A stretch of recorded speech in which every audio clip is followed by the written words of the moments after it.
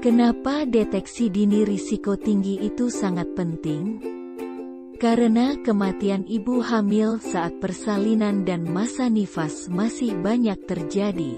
Permasalahan ini dapat dihindari dengan melakukan pemeriksaan kehamilan yang memadai dengan memberikan screening deteksi dini risiko tinggi kehamilan pada semua ibu hamil yang datang. Untuk mengetahui faktor risiko sehingga ibu hamil dapat terpantau perkembangannya.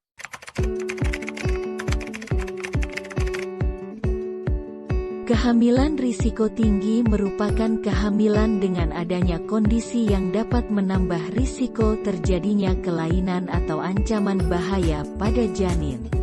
Pada kehamilan risiko tinggi terdapat tindakan khusus terhadap ibu dan janin.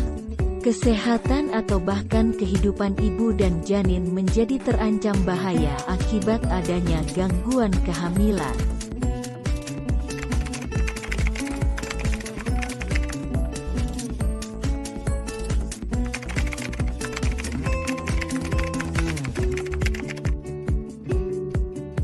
Kartu skor Puji Rohjati atau KSPR adalah kartu skor yang digunakan sebagai alat screening kehamilan untuk menemukan faktor risiko ibu hamil. Yang selanjutnya mempermudah pengenalan kondisi untuk mencegah terjadi komplikasi obstetrik pada saat persalinan. KSPR disusun dengan sistem scoring mengenai masalah atau faktor risiko ibu hamil. Kartu skor ini dikembangkan sebagai suatu teknologi sederhana, mudah, dan dapat diterima.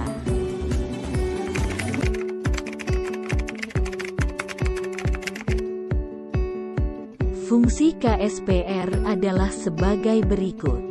Melakukan screening deteksi dini ibu hamil risiko tinggi. Memantau kondisi ibu dan janin selama kehamilan. Memberi pedoman penyuluhan untuk persalinan aman berencana. Kelompok skor kehamilan KSPR. 1. Kehamilan risiko rendah atau KRR. 2. Kehamilan risiko tinggi atau KRT. 3. Kehamilan risiko sangat tinggi atau KRST.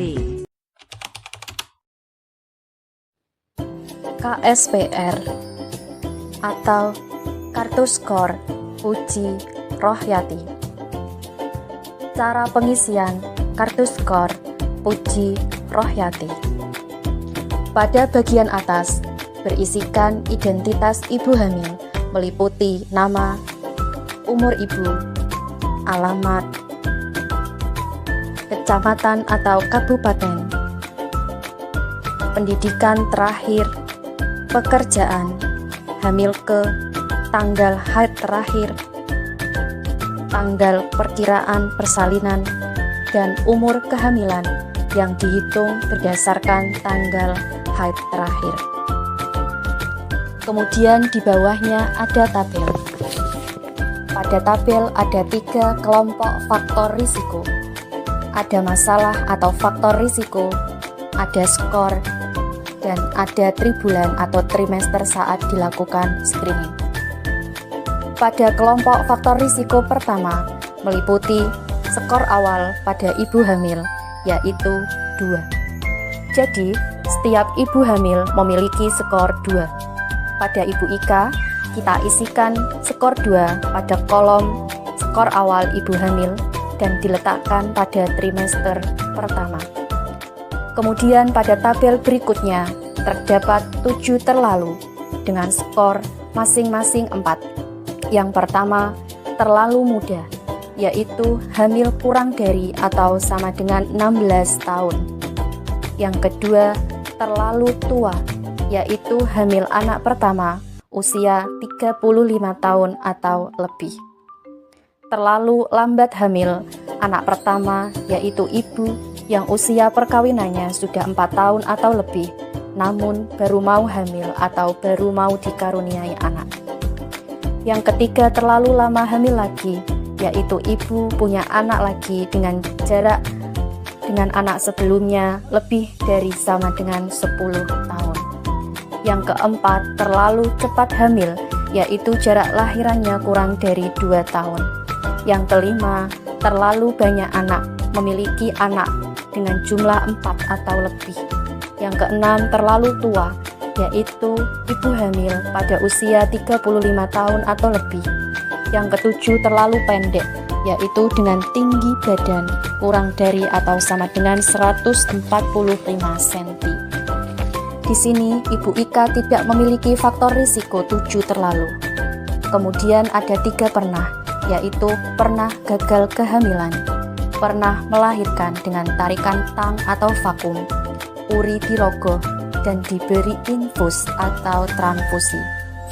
2 pernah tersebut skornya 4. Untuk pernah operasi sesar, skornya 8. Pada 3 pernah tersebut, Ibu Ika tidak memiliki faktor risiko 3 pernah. Kemudian untuk faktor risiko kedua, yaitu penyakit pada ibu hamil.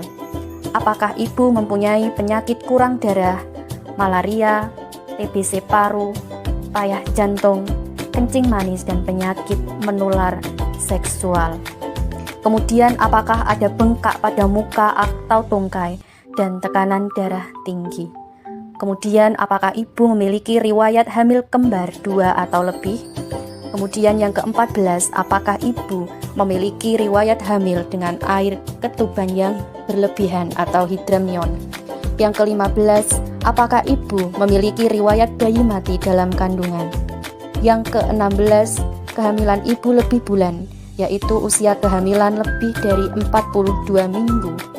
Yang ke-17, ibu hamil yang memiliki letak sungsang. Yang ke-18, ibu hamil yang memiliki letak lintang.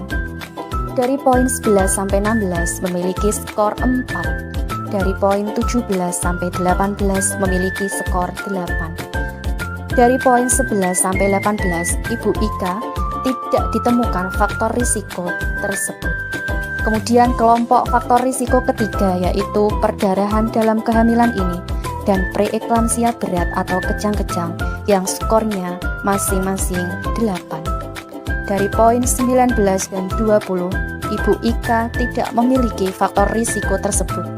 Dari screening yang telah dilakukan dari poin 1 sampai 20, kemudian dijumlahkan skor yang dimiliki ibu. Di sini Ibu Ika memiliki skor 2. Kemudian di bawahnya terdapat tabel. Setelah kita deteksi faktor risiko dan kita jumlahkan skornya, kemudian kita lakukan penyuluhan sesuai skor yang telah didapatkan. Ibu hamil dengan jumlah skor 2, termasuk kehamilan kelompok risiko rendah, perawatannya dengan bidan, tidak perlu rujukan, tempat bersalin bisa di rumah bidan dan penolong persalinan bidan.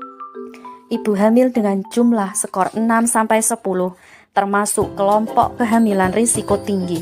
Perawatannya bisa dengan bidan atau dokter. Rujukan bisa dilakukan di praktek klinik bidan. Persalinannya bisa di puskesmas atau rumah sakit dan penolong oleh bidan atau dokter. Untuk ibu hamil dengan jumlah skor lebih dari 12 termasuk kelompok kehamilan risiko sangat tinggi. Perawatannya harus dengan dokter rujukan, harus dilakukan di rumah sakit. Tempat persalinan harus di rumah sakit dengan penolong oleh dokter. Untuk tabel rujukan, ada RDB yaitu rujukan dini berencana, ada RDR yaitu rujukan dalam rahim, dan RTW yaitu rujukan tempat waktu.